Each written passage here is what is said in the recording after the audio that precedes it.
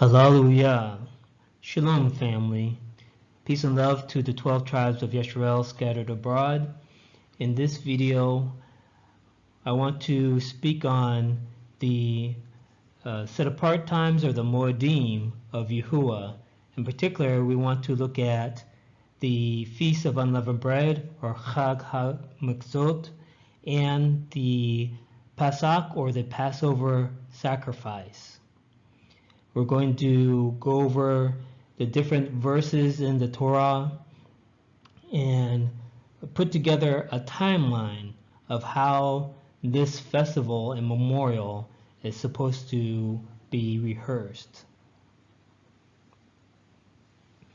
So we see that Pesach, or the Feast of Unleavened Bread, is in the first month of the Hebrew calendar, called Abib, and later called Nisan.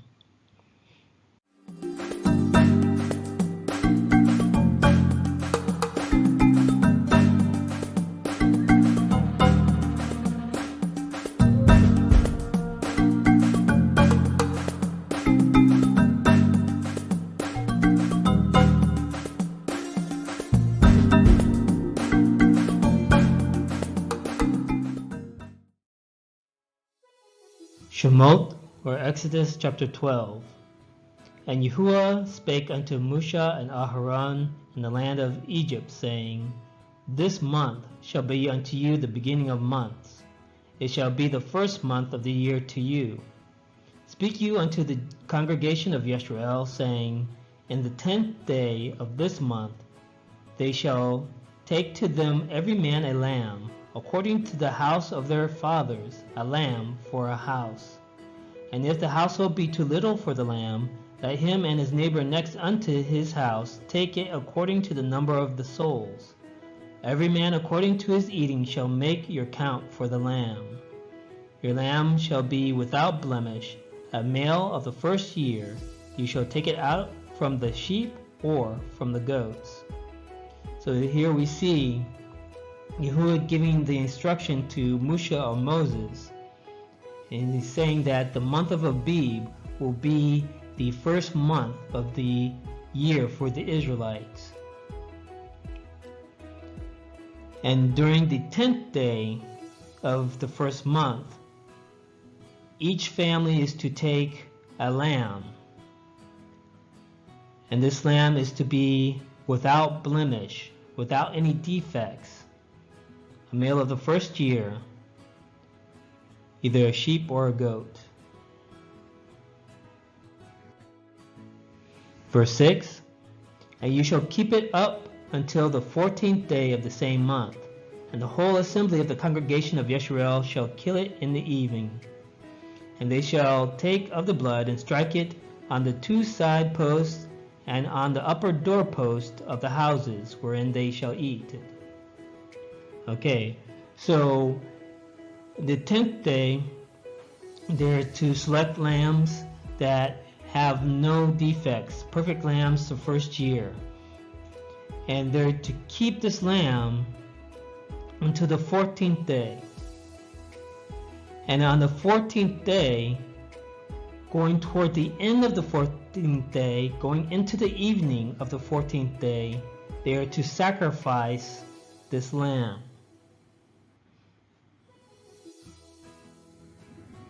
Verse 21, Then Moshe called for all the elders of Yisrael, and said unto them, Draw out and take you a lamb according to your families, and kill the Passover. And you shall take a bunch of hyssop, and dip it in the blood that is in the basin, and strike the lintel and the two side posts with the blood that is in the basin. And none of you shall go out at the door of his house until the morning. So we see here that the Passover is not a day, but is actually the name of the lamb that is sacrificed on the 14th day of Abib, going into the evening. So toward the end of the 14th day, going into the evening, going toward the end of the day, this Passover lamb is to be sacrificed. Wa'ikra, or Leviticus chapter 23. In the 14th day of the first month at even is Yahuwah Passover. Bamidbar are Numbers 28, and in the 14th day of the first month is the Passover of Yahuwah. Again, when it's saying the Passover of Yahuwah, it's not talking about a day, it's talking about the lamb that is sacrificed. The name of the lamb that is sacrificed is the Passover. Pesach. Pesach is the word that is translated from Hebrew into English as Passover. So Passover is the sacrifice of Passover, the animal victim of the Passover. So literally, the Pesach or the Passover is the lamb that is sacrificed at the end of the 14th day of Abib. Now later on, the Feast of Unleavened Bread, or Chag HaMatzot, becomes known as the Feast of Passover. But literally, the Passover is the lamb that is sacrificed. 2 Chronicles chapter 30. For there were many in the congregation that were not sanctified. Therefore the Levites had the charge of the killing of the Passovers for everyone that was not clean, to sanctify them unto Yahuwah. So again, we see the killing of the Passovers. So it's not the killing of a day or the killing of a feast, it's the killing of the lamb. The name of the lamb that is sacrificed is the Pesach, or Passover. Ezra chapter 6. For the priests and the Levites were purified together, all of them were pure, and killed the Passover for all the children of the captivity, and for their brothers the priests, and for themselves. 1 Ezra chapter 1. And they roasted the Passover with fire, as appertains. As for the sacrifices, they sawed them in brass pots and pans with a good savor. According to the Torah, the person who performs the sacrifice must be ceremonially clean. They must be purified. They must go through a purification process to be sanctified. And also, the people that participate in eating the sacrifice must also be purified before they eat of the sacrifice. So this is what the Israelites would do before they participated in the Passover sacrifices. They would do a mikvah or a baptism, a purification or a sanctification in natural water in order to prepare for killing the sacrifice and also eating the sacrifice.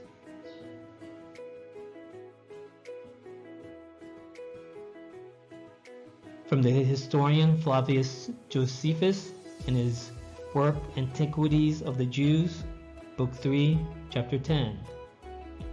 In the month of Xanthicus, which is by us called Nisan, and is the beginning of our year, on the 14th day of the lunar month, when the sun is in Aries, for in this month it was that we were delivered from bondage under the Egyptians. The Torah ordained that we should every year slay that sacrifice which I before told you we slew when we came out of Egypt, and which was called the Passover. And so we do celebrate this Passover in companies, leaving nothing of what we sacrificed till the day following. So again, from the testimony of the historian Flavius Josephus, the name of the sacrifice is Pesach, or Passover. Bamidbar, or Numbers, chapter 9. And Yahuwah spake unto Moshe in the wilderness of Sinai, in the first month of the second year after they were come out of the land of Egypt, saying, Let the children of Israel also keep the Passover at his appointed season. In the 14th day of this month at even you shall keep it in his appointed season, according to all the rites of it, and according to all the ceremonies thereof, you keep it. And Moshe spake unto the children of Israel that they should keep the Passover. And they kept the Passover on the 14th day of the first month at even, in the wilderness of Sinai, according to all that Yahuwah commanded Moshe, so did the children of Israel. So again, we see that the 14th day of Abib, going toward the end of the day, as the sun is going down, so afternoon, after the sun reaches its peak in the sky, it starts going down. So towards the end of the 14th day is when the Israelites are to sacrifice the lambs. Devarim, Deuteronomy chapter 16. Observe the month of Abib, and keep the Passover unto Yahuwah your Elohim. For in the month of Abib, Yahuwah your Elohim brought you forth out of Egypt by night. You shall therefore sacrifice the Passover unto Yahuwah your Elohim, of the flock and the herd, in the place which Yahuwah shall choose to place his name there. You may not sacrifice the Passover within any of your gates, which Yahuwah your Elohim gives you, but at the place which Yahuwah your Elohim shall choose to place his name in, there you shall sacrifice the Passover at even at the going down of the sun, at the season that you came forth out of Egypt. And you shall roast and eat it in the place which Yahuwah your Elohim shall choose, and you shall turn in the morning and go unto your tents. So there's a lot here. You see again that the Passover is a sacrifice, and Yahuwah commands the Israelites to sacrifice the Passover on the 14th day at even at the going down of the sun. So the 14th day at the end of the 14th day. And it says, at the season that you came forth out of Egypt. So when did the Israelites come out of Egypt? They actually came out of Egypt on the 15th day of Abib. So the Passover sacrifice is sacrificed towards the end of the 14th day as the sun is going down, and is actually eaten as part of the dinner meal on the 15th day, the first day of the Feast of Unleavened Bread. And here we see that Yahuwah says that we cannot eat the Passover, we cannot sacrifice the Passover anywhere. But we have to sacrifice and eat the Passover in a place where Yahuwah shall choose. So when we look at the history of the Israelites celebrated Passover, the sacrifice, and the Feast of Unleavened Bread coming out of Egypt. They also celebrated the Feast of Unleavened Bread and the Passover sacrifice in the wilderness. They also celebrated it with Yahusha or Joshua when they entered into the Promised Land in the plains of Jericho. But this was before Yahuwah chose a place for his name. So after Yahuwah chose a place for his name, that place is supposed to be the place where we sacrifice and eat the Passover lamb.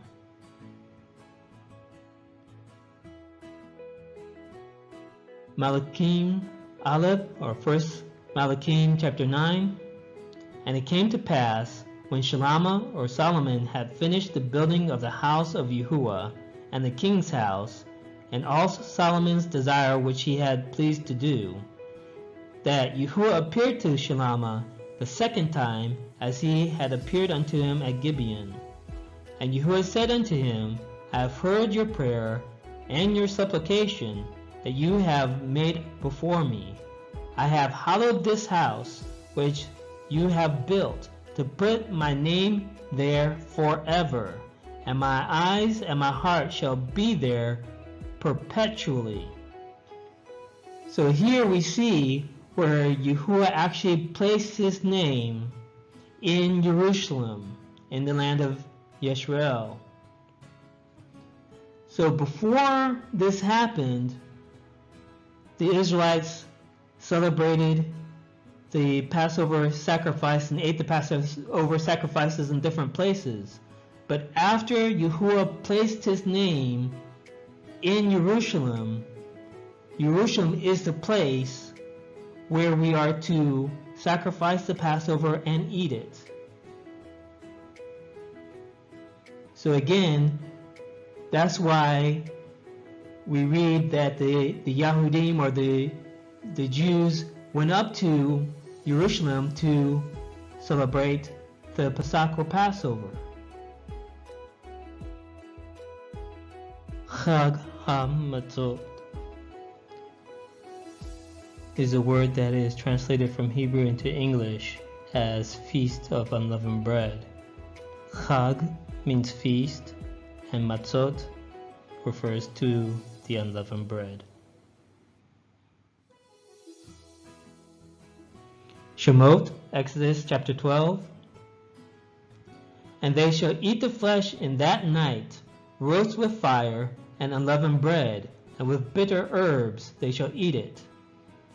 Eat not of it raw, nor sodden at all with water, but roast with fire, his head with his legs, and with the purtenance thereof. And you shall let nothing of it remain until the morning. And that which remains of it until the morning you shall burn with fire. And thus shall you eat it, with your loins girded, your shoes on your feet, and your staff in your hand, and you shall eat it in haste. It is Yahuwah Passover. So we see here that Yahuwah tells the Israelites that they're to eat the flesh of the lamb that night. Which night? The night of the 15th day of Abib. So again, the Pesach, or the Passover lamb, was killed towards the end of the 14th day, going into sunset. And after sunset, on the 15th day of Abib, it was eaten as part of the dinner with unleavened bread and bitter herbs. And we see that this is the 15th day because he says that you're to eat it with your loins girded, your shoes on your feet, your staff in your hand. In other words, fully clothed and ready to move out. So the Israelites actually moved out of Egypt. They actually started their exodus the 15th day of Abib. Verse 12, For I will pass through the land of Egypt this night, and will smite all the firstborn in the land of Egypt, both man and beast, and against all the Elim of Egypt I will execute judgment. I am Yahuwah. And the blood shall be to you for a token upon the houses where you are. And when I see the blood, I will pass over you, and the plague shall not be upon you to destroy you when I smite the land of Egypt. And this day shall be unto you for a memorial, and you shall keep it a feast to Yahuwah throughout your generations. You shall keep it a feast by an ordinance forever. So again, this night is the night of the 15th day. This is the time at midnight, after the firstborns were struck down, that the Egyptians rushed the Israelites out of their land. And this is the night that we're supposed to keep as a feast. It is the 15th day of Abib, not the 14th day of Abib. The 14th day of Abib is not a feast day. It is the time when the Passover lamb was killed in preparation for the dinner on the 15th day of Abib.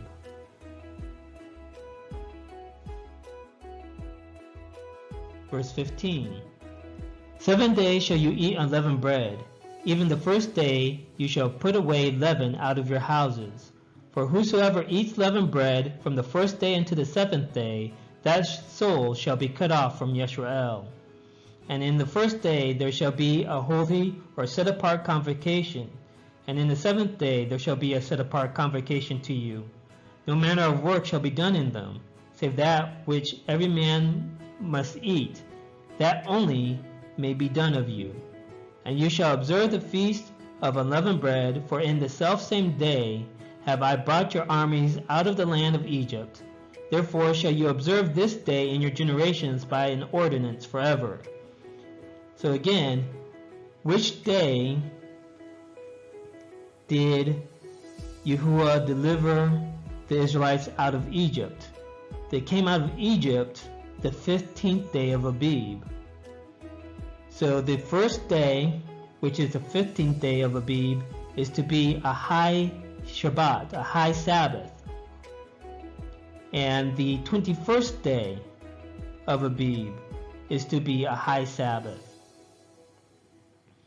So we're not to do any work.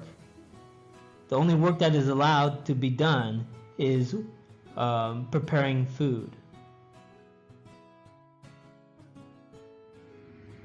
Verse 18. In the first month, on the 14th day of the month at even, you shall eat unleavened bread, until the 21st day of the month at even. 7 days shall there be no leaven found in your houses, for whosoever eats that which is leavened, even that soul shall be cut off from the congregation of Yisrael, whether he be a stranger or born in the land. You shall eat nothing leavened. In all your habitations shall you eat unleavened bread. So again, we're to remove all the leavened bread from our homes and eat unleavened bread for 7 days.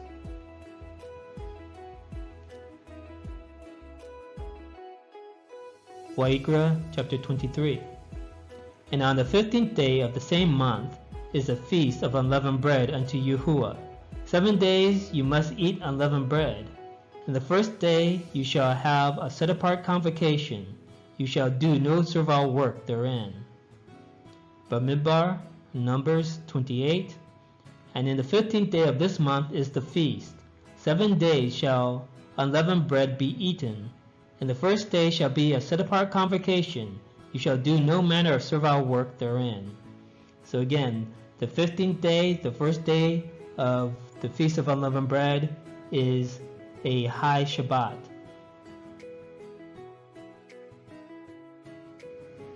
Devarim, Deuteronomy chapter 16. You shall eat no leavened bread with it. 7 days shall you eat unleavened bread therewith, even the bread of affliction. For you came forth out of the land of Egypt in haste, and that you may remember the day when you came forth out of the land of Egypt all the days of your life.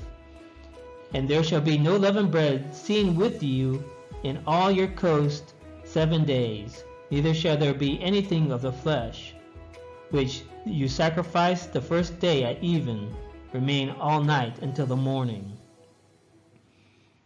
So again, we're to eat unleavened bread for 7 days. Shemot, Exodus chapter 12. For Yahuwah will pass through to smite the Egyptians, and when he sees the blood upon the lintel and on the 2 side posts, Yahuwah will pass over the door, and will not suffer the destroyer to come in unto your houses to smite you. And you shall observe this thing for an ordinance to you and to your sons forever.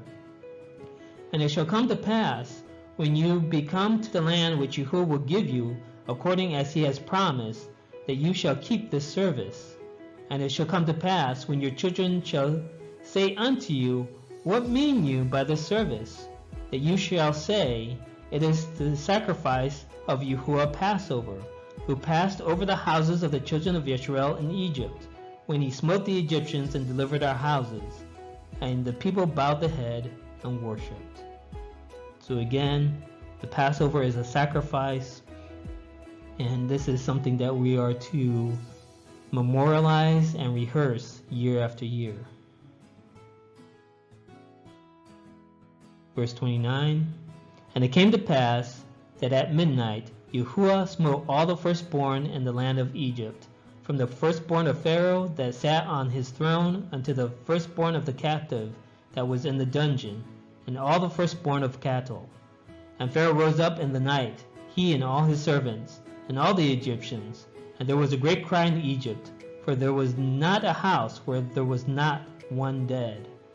And he called for Moshe and Aharon by night, and said, Rise up, and get you forth from among my people, both you and the children of Yisrael, and go, serve Yahuwah as you have said.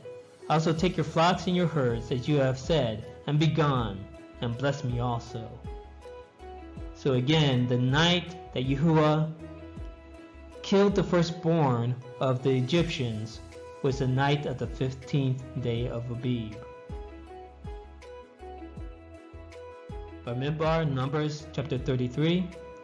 And they departed from Ramesses in the first month, on the 15th day of the first month, on the morrow after the Passover. The children of Yisrael went out with a high hand in the sight of all the Egyptians. So again, the Israelites left Egypt. They began their exodus the 15th day of the first month of Abib, the day after the Passover sacrifice. Verse 42. It is a night to be much observed unto Yahuwah, for bringing them out from the land of Egypt.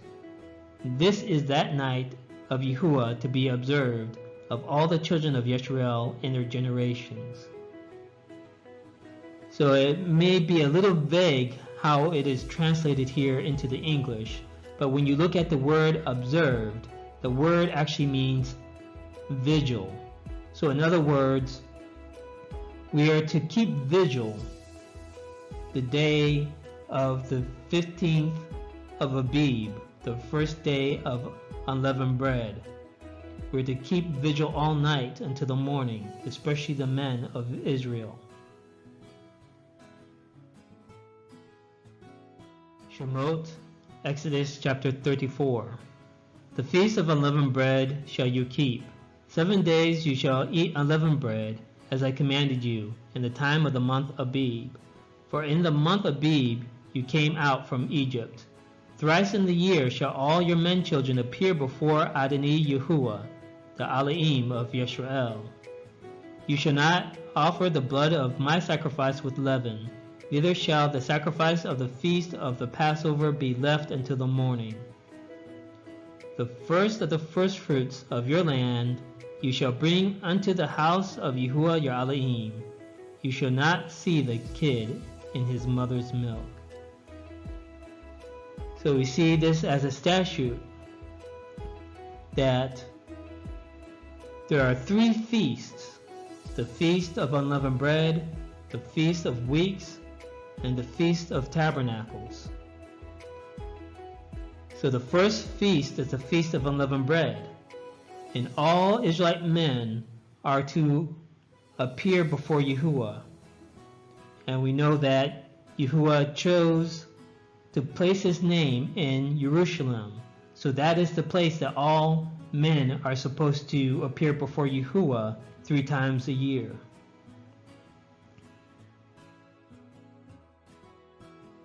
Vayikra, Leviticus chapter 23.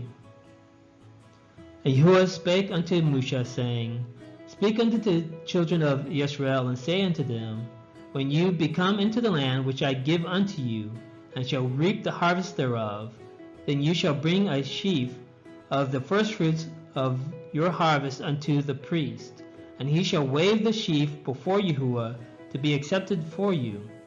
On the morrow after the Sabbath the priest shall wave it. And you shall offer that day, when you wave the sheaf, and he lamb without blemish of the first year, for a burnt offering unto Yahuwah. And the meat offering thereof shall be 2/10 deal of fine flour mingled with oil, an offering made by fire unto Yahuwah for a sweet savor. And the drink offering thereof shall be of wine, the 4th part of a hin. And you shall eat neither bread nor parched corn nor green ears until the selfsame day that you have brought an offering unto your Elohim.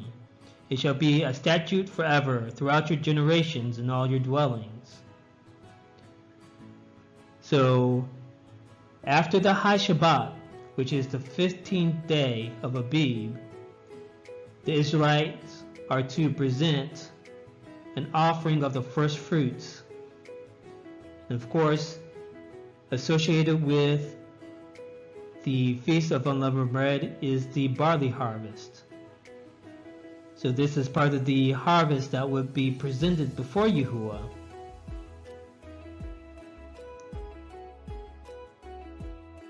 Josephus, Antiquity of the Jews, Book 3, Chapter 10. But on the second day of unleavened bread, which is the 16th day of the month, they first partake of the fruits of the earth, for before that day they do not touch them. And while they suppose it proper to honor Elohim, from whom they obtain this plentiful provision in the first place, they offer the first fruits of their barley, and that in the manner following. They take a handful of the ears and dry them, then beat them small, and purge the barley from the bran. They then bring 1/10 deal to the altar to Elohim, and casting one handful of it upon the fire, they leave the rest for the use of the priest. And after this, it is that they may publicly or privately reap their harvest. They also at this participation of the first fruits of the earth sacrifice a lamb as a burnt offering to Elohim. So again we see, according to Josephus, the first fruits are presented on the second day of unleavened bread, the 16th day of Abib. What Josephus wrote concerning the date of the first fruits can be misleading. One needs to understand that Josephus was a Pharisee. So Pharisees had a particular idea of the timing of the first fruits, the waving of the sheaf of barley. Even in early times, a diversity of opinions existed about the date of Shavuot. There were two major schools of thought on the interpretation of Wa'ikra or Leviticus 23 text. The Sadducees interpreted Shabbat in verse 15 to mean the literal seventh day of the week, so that the barley sheaf was to be offered on the first day after the weekly Shabbat of Pesach or Passover, or the Feast of Unleavened Bread. Then Shavuot, or the Feast of Weeks, would always fall on the first day after Passover. The Pharisees, however, interpreted Shabbat not literally as the weekly Shabbat, but figuratively as a day of rest to be observed on the first day of the Feast of Unleavened Bread. That would be the 15th of the Hebrew month of Abib, regardless of the day of the week it was.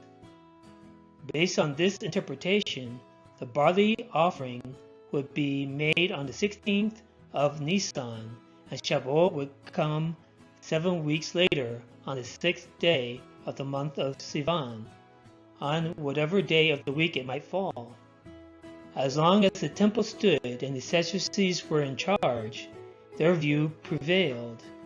Today, however, the date of Shavuot is based on the generally accepted interpretation of the Pharisees. So here is the discrepancy. The Sadducees kept the first fruits, the wave offering of the barley sheaf, on the first day of the week after the weekly Shabbat, following the beginning of the Feast of Unleavened Bread. The Pharisees thought that the first fruits should be offered on the 16th day of the month of Abib.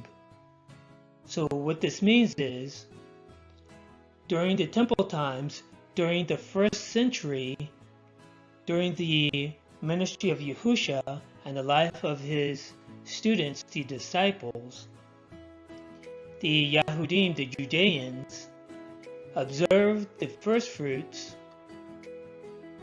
on the first day of the week following the weekly Shabbat after the beginning of the Feast of Unleavened Bread.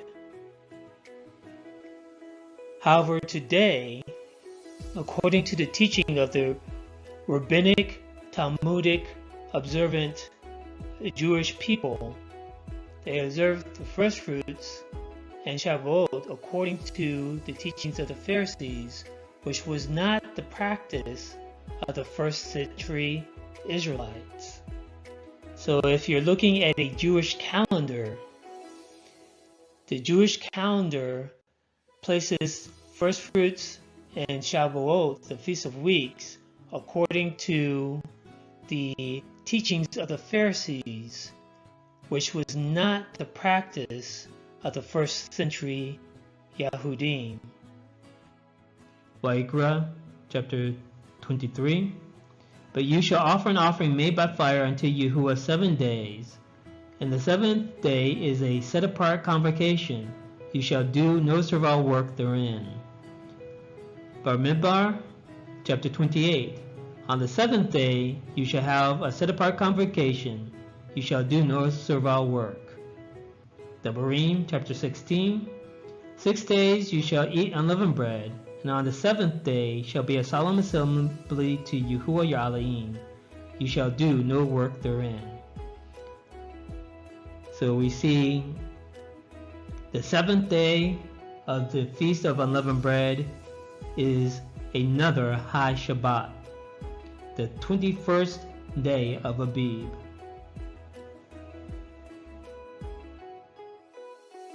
When we look at the timeline of the Feast of Unleavened Bread, which later became known as the Feast of Passover, we see that on the 10th day of the month of Abib, the Passover lambs were selected. Each Israelite family had to select a lamb that had no defects. And after Yahuwah placed his name in Jerusalem, the Israelites would travel to Jerusalem in preparation and taking part in the sacrifice of the Passover lambs and the Feast of Unleavened Bread. And also this was the days where they would take to purify themselves, because the Pasach, or the Passover sacrifice, was set apart. To take part of a sacrifice, a person has to go through a purification ceremony. So the person who kills the lamb has to go through a purification ceremony, and also the people who eat of the sacrifice have to be purified. So these days were times of preparing and going to a mikvah, or a baptism, a purification ceremony to prepare for the Passover sacrifice.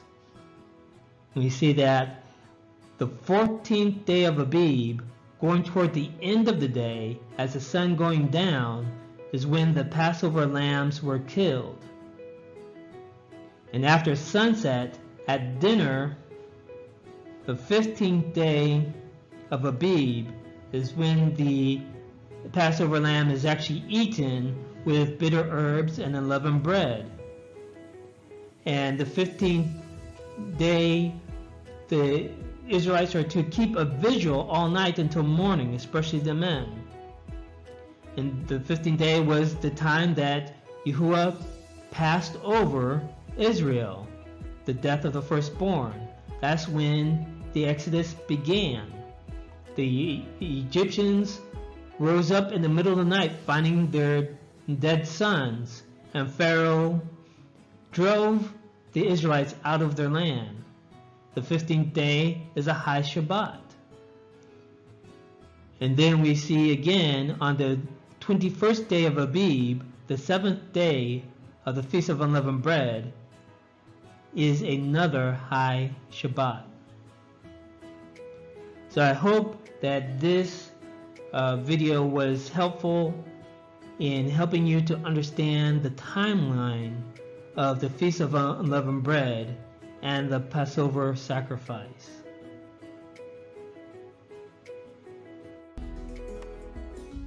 Fear Elohim and keep his commandments, for this is the whole duty of man. Bind up the testimony, seal the Torah among my disciples. Shalom, family. Thanks for watching. Don't forget to click the subscribe button. Like, comment, and share.